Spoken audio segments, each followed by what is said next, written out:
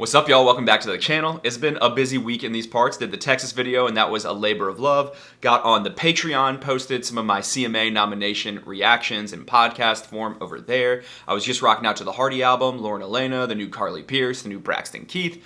A lot of stuff, but before I cover any of that on the channel, I want to first do a big catch-up, an album roundup, and that's what this video is going to be. Loyal viewers of the channel know I kind of had some mental anguish this summer. Things were going a little up and down in my brain, a lot of down, and as the happiness plummeted, so did the output, and not gonna lie, I got pretty dang behind. So this is like the last 2-ish months of albums. I'm just gonna cover them quickly, just give a very basic synopsis of what I think, and that's just what it is for these albums this time around. Please don't say, Grady, I really want you to revisit this in a deeper way. I'm not going to. I gotta get caught up. I just wanna have fun with this, so let's get into it. First up is the new album from Luke Bryan called Born Here, Live Here, Die Here. Born here, live here, die here, from the roots to the boots. After the singles One Margarita and Knockin' Boots and What She Wants Tonight, which is the one where he's just walking around all these laser beams, you're probably not gonna believe me when I say that this album is actually pretty darn good and actually pretty darn country. But it really is. Like, remove the singles from this album and you would have one of my very favorite collection of songs from the year. Thematically, I don't think there's a big story being told here. This is more a collection of 10 individual songs that are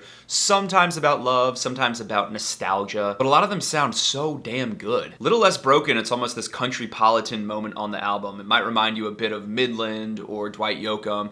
Completely beautiful. Looks like I'm moving just a little less on with this. Like, this is a Luke Bryan album, so you're gonna get more electric guitar licks than you're gonna get tons of steel and fiddle, but those are on here too. They're on a song like For a Boat, just kind of about a guy growing up in humble beginnings. There's a beautiful ballad called Build Me a Daddy that's reflecting on fatherhood. And even in some of the poppier moments, like the closing track, Down to One, they kind of sparkle. Like, the production on this album is great. The song Where Are We Going is another gem on the back half of the record. Really, the back half of this record is pretty much perfect to me. It's just the singles that kind of drag it down, but this is, I feel like, what we've wanted Luke Bryan to do for a long time. Grow up, stop being on spring break, and with the notable exception of One Margarita and What She Wants Tonight, he did that. So I really like it. I'm gonna give it a 7 out of 10. Even though I like that album, I'm just gonna insert this here because I'm not gonna let my folder of memes go unused. Then we've got The Balladeer by Lori McKenna. You'll outgrow your shoes.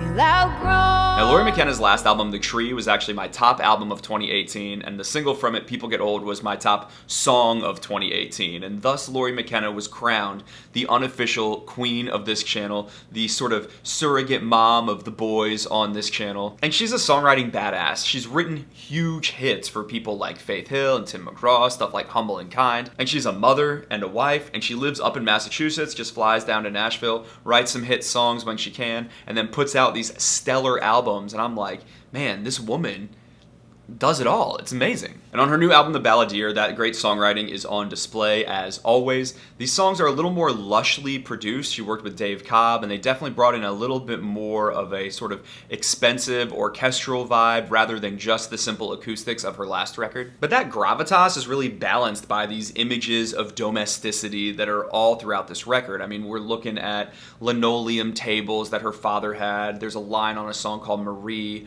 about the little picture of an angel with a golden crown on its head that she saw over her sister's bed. And then there's lots of songs about what it means to grow up. I would say that's the main theme of this record. It's about growing up. The lead single of the record, When You're My Age, is about her hopes for her kids when they're her age. And yet a couple songs later, Until You're Grown, she deep down knows you can't learn some lessons till you just grow into them. I love that line. That tattoo will be stupid. You'll thank your lucky stars that you chickened out. On Good Fight, she's singing about how she has matured as a wife and how as a couple they are growing in this good fight of marriage. Still fighting the good fight. And then on a song like Stuck in High School, she's saying, there's still a piece of me that's not maturing though, I am stuck in high school. What makes a record like this so interesting is that when you are talking about family and you're talking about motherhood and you're talking about marriage and that kind of like pursuit that's in so much popular country music about finding a girl at the bar or whatever it is, when that's taken out of the equation, you just realize how many other shades of life there are. The Balladeer is definitely the most different sounding song on the record, but I also think it's going to be the one that brings in the most new fans. The Balladeer waits in the wings. because it's strange, it's interesting, it's just kind of 8 verses. There's not really a chorus here, but there's 3 characters. There's this woman who is the balladeer, there's the guitar man that's in her band, then there's the background singer. And this song is just, over the course of 8 verses, a kind of classic, tragic love triangle between them. And it's kind of about the musician brain and how whether they're falling in love or falling out of love, they're always turning it into music. I wasn't crazy about how they doubled her voice on the first listen through, but then I got used to it and now I really love that song. But my favorite is actually a very low-key track on this record called Uphill. And to me, this is the kind of lyric that makes Lori McKenna special. An entire song about just like loyal friendship that is so plain-spoken and sweet. I mean, listen to this. This is just a verse and chorus. When the weight of your troubles sends your knees into the dirt, and all your loyal distractions only magnify the hurt. When lonesome doesn't quite define how so alone you feel, I'll walk with you, even if it's uphill. Hard times and landslides are a part of life, I know. Like they say, none of us get out alive. But whatever ocean you're swimming across, however valley low, whatever mountains you climb, I'll walk with you, even if it's uphill. I don't know, someone told me once that to be a good friend, you have to share each other's burdens. And you have to accept that I'm a burden to you and you're a burden to me. But that's kind of what we're doing here. We're sharing them. And I feel like this song, like that's a very compelling idea to me and it just kind of gets me in the feels. The main critique I'd have of this record is it can kind of run together. I don't know that all of the melodies are as strong and stick in my head as much as they did on the last album. And I wish for a few more moments actually like the Balladeer with characters and a little more sense of a narrative arc in those songs. But I still freaking love it. I'm giving this an 8 out of 10. Go Lori McKenna. Oh, what do you know? That was not a short review. I'm incapable of doing short reviews, but I'm gonna try moving forward. There's also an EP put out by Jimmie Allen called Bettie James. I used to push my luck, I used to fill my cup, yeah, I used to be known. Jimmie Allen's last record, Mercury Lane, one of my least favorite albums that has come out in the duration of this channel. I didn't even review it, and then people are always like, weigh in on Jimmie Allen, and I'm like, you don't want me to do that. I am not a fan, and honestly, that really continued on this EP. Completely overbearing percussion and just completely dull songwriting. I feel like someone got in his head and said that the way to appeal to the most people is to be so broad that you're saying nothing. He's really into nondescript words like this and that and those. Even just look at these titles. Made for These, Why Things Happen, When This Is Over, This Is Us. Here's a random page I just pulled up on Genius. Here's a lyric. When this is over, I hope I take a little less for granted. I hope I'm a little more understanding when some things don't make sense. And that's nice. Sure, that could be a Lori McKenna lyric, although she would then bring in like the Bible beside her bed or give you some image to attach to. But in these songs, that's not what happens. You go to the chorus and it's, right now all I got is time to think about the bottom line, for what I have and where I stand, how I live, who I am. I hope these hard times make me better, not just older, when this is over.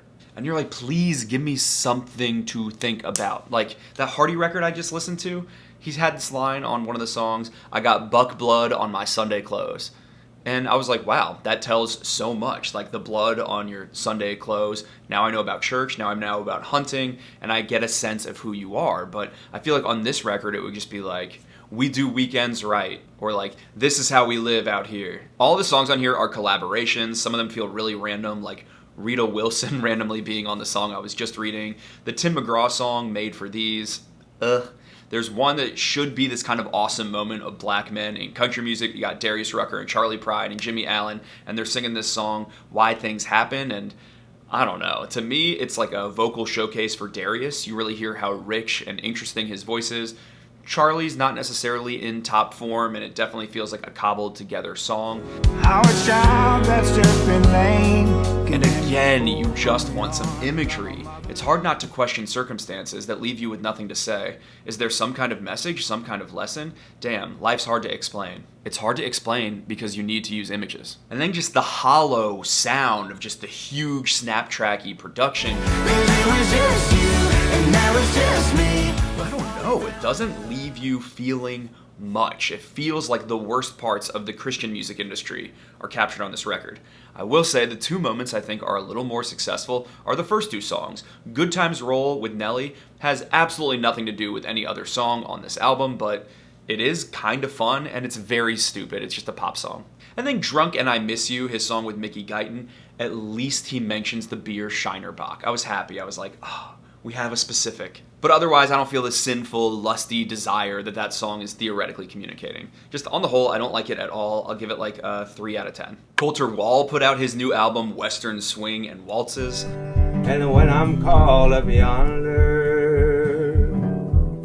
I think this album goes down really easy. I think it's a lot more accessible than most of Colter Wall's other music. I don't feel like I did when he first started, where I was like, are you trying to like dig down and put all this gravel in your voice? And then I didn't feel like I did on the 2 that followed that, where it kind of just felt so low-key. I mean, the production on those records is beautiful, but it was so chill that it was really sleepy and felt really old to me. But to me, it's melding the excitement of his debut with the style of his later albums and kind of putting them together into a little more of a swinging, fun version of Colter Wall. it's Western Swing and Waltzes in Saskatchewan tonight. There's tons of stuff to enjoy on here, but a few notable moments. I'd say one of them is going to be Talkin' Prairie Boy, which is essentially Colter Wall sort of talking about how he enjoys his life on the prairie, with a little bit of shade toward some East Nashville kid in a cowboy hat and kind of this fake country life that a lot of people say they live. Another cool moment is on the song Cowpoke, when you get to hear Colter go up into his upper register and sing with some falsetto, and so different than what you are normally expecting to hear from him.